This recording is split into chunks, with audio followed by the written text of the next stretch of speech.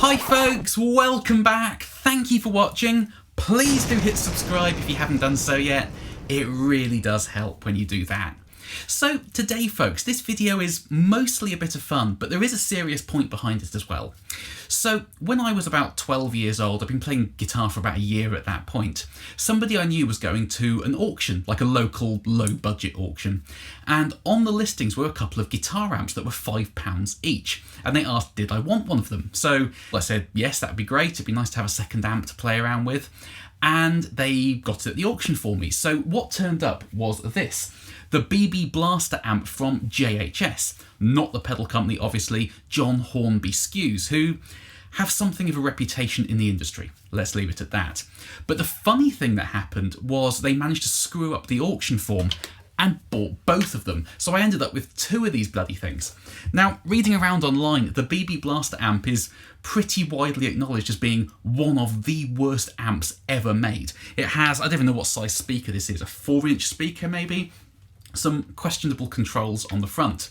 But today I have dug these out of the loft because somebody I know, their kid is just starting playing guitar and asked if I had an old practice amp they could have. So, they're very welcome to these. I never want to see them ever again. But I wanted to make a quick video to answering two questions really. Firstly, is the BB Blaster amp the worst amp ever made? Can we get anything even approaching a usable tone out of a small 10-watt practice transistor amp? But secondly, can we use these sorts of amps for any sort of tricks and techniques when we're recording? So first and foremost, I'm going to mic these two amps up, running together but set the same, with the most elaborately over-the-top mic setup considering what these amps are, and play just a few things through them. I might throw a pedal on or something just to see if we can get anything sounding remotely decent out of them. But then after that, I'm going to try a couple of little tricks to see whether we can use them to enhance our recordings. So first and foremost, let's plug into them and see what they sound like. So without further ado, here we go.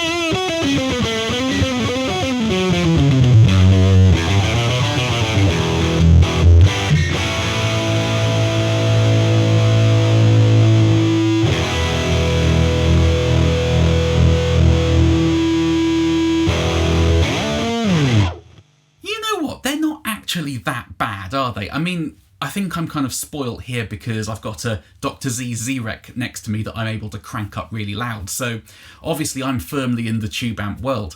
But for £5 worth of amp, when you're just starting out, they don't sound too bad when you mic them up, do they? I mean, the overdrive channel is a little bit questionable. But again, you know, I played the Never Met a Girl Like You riff there briefly.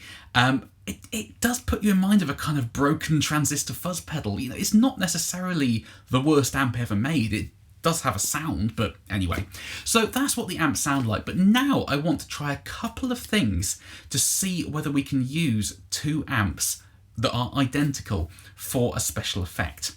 So the first thing I'm going to do is I'm going to try running these amps in stereo. Well, wet dry technically. Because whenever I've tried wet dry and stereo in the past, the thing that really puts me off is unless you have two identical amps mic'd with identical mics and mixed to identical volumes, it always sounds a bit weird, especially when you're wearing headphones. You tend to find you sort of tipping your head to one side because one side's brighter or thicker than the other. For me, it doesn't really work, so I generally sum things into mono even when I'm recording stereo or wet dry. So, seeing as I have two identical amps here and I have two identical mics, I'm going to experiment with this today. So the pedal I was going to use was my old CE1 Chorus Ensemble, but rather than dig that out and power it up and risk breaking it, I'm going to use this, the PastFX Chorus Ensemble Mini, which I compared to my CE1 a couple of months ago, and it is all but identical. It's an absolutely fantastic pedal. And I'm going to run it in stereo, which isn't true stereo as such. All it does is it splits one side completely dry, the other side completely wet. So it gives a kind of stereo effect when you're stood in front of the amps. So I'm going to plug this pedal into both the amps and then pan them in Pro Tools for a stereo effect. So let's have a little listen to what that sounds like.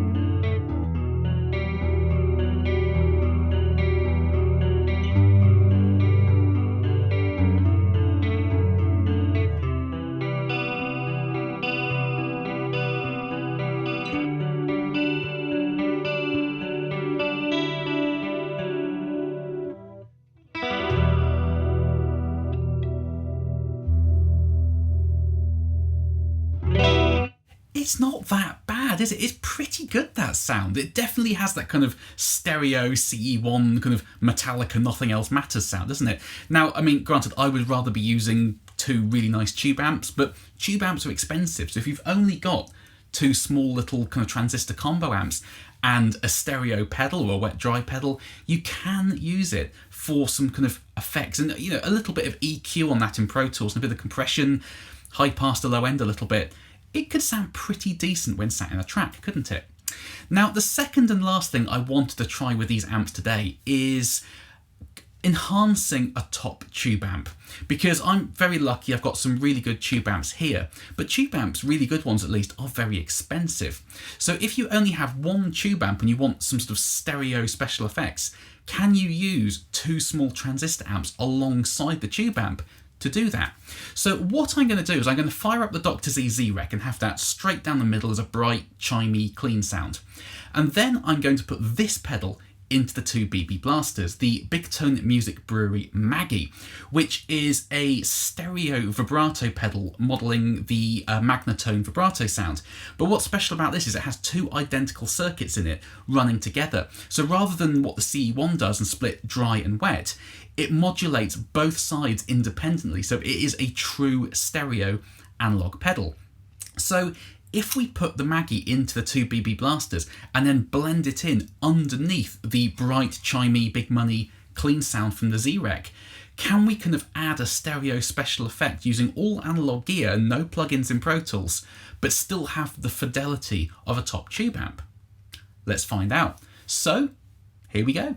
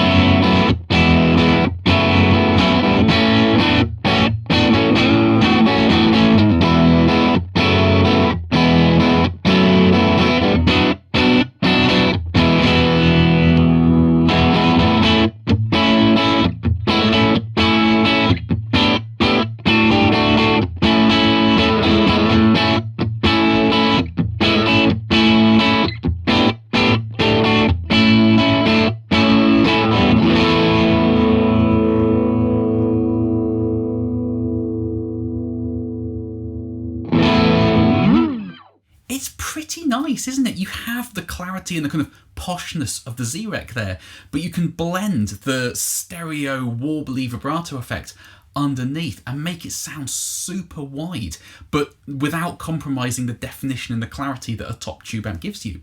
So if you have one single tube amp and you want to kind of enhance it in a sort of wet, dry, wet rig as it was there, you don't have to buy two other huge money tube amps. You can have two £5 transistor amps, and when you're recording, as long as you have identical mics and you set them the same and blend it in underneath, you can pad the sound out and add huge stereo effects, but with all the clarity of your tube amp.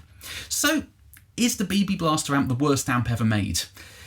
It's a budget amp, but I've heard worse, I'll be honest, especially when mic'd up. You know, there's a few sounds in there that I would happily put on a recording. You know, it's not that bad, but you can use these sorts of amps to great effect for enhancing your big money rig. Now, granted, we were putting Memphis custom shop guitars with boutique pickups and very posh pedals into the amps today, so we were kind of giving them the best chance possible to sound great. But you don't have to spend a huge amount of money if you're going for a wet, dry, wet rig, for example. You can use cheap £5 transistor amps that are the worst amps ever made.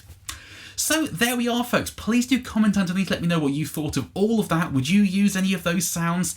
Do you think the BB Blaster is the worst amp ever made? Have you played one? Did you like it or hate it? I love chatting nerdy guitar stuff with you folks in the comment sections. But for now, thank you ever so much for watching. Please do carry on subscribing. I always say it, but it does make a big, big difference when you do that. And I will see you next time. Bye-bye.